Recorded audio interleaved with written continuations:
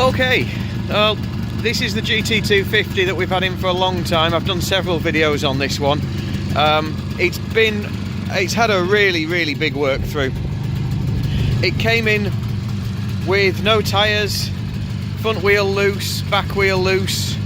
Not really in the state that you see today at all. I'll just switch it off. Just had it warming up for a few minutes. It means I'm not shouting over the top of it. The owner of it, we've done a few bikes for him. He's a nice chap, and he said the engine was good, but that was pretty much all he knew about it. And he was right. The engine was spot on.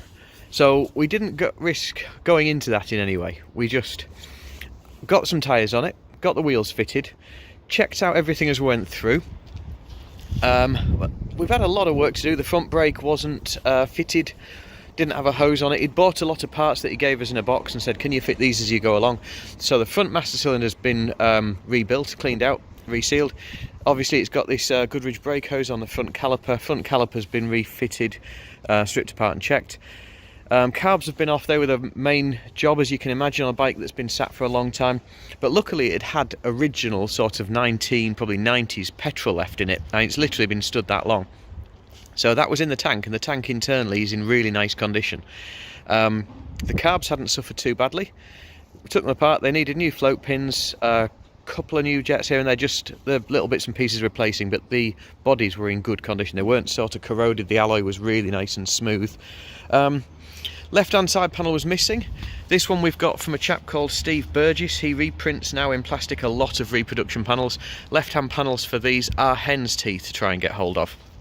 So that was it's a bit of a saving grace. It's I'm not sure what sort of plastic they use. You can sort of see the print swirl lines, but the owner of the bike's going to get it sprayed.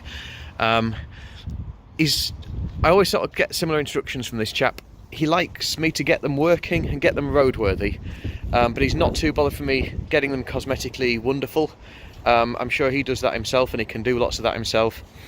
This bike has been for a test ride, and it rides beautifully, really nicely. I actually came back with a massive grin on my face.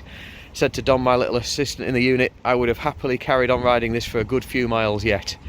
The owner supplied a new front mudguard. Just this chrome here.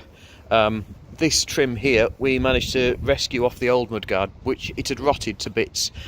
So the bracket here, the mainstay bracket, and this bracket have been taken off the original, refitted to this one, just drilled through and riveted, and used the original mount bolts, just drilled new holes at the back. Dunlop K82 tyres, which I really like. They're really sort of period looking tread for this type of bike, but they give really good modern sort of grip. And yeah, it's done. Been for a couple of test rides. As I say, rides really nicely. Probably skipped over a lot of the work. It's had Neutronics fitted, but again, I've videoed that as I've gone along, so this is a final video really, and it'll probably be the last of a series of them as they appear on YouTube. But it's going in the van today. It's going to be delivered back to the chap tomorrow, and I'm picking up another of his bikes to come back in and have similar work done, so I'll start a video on that one.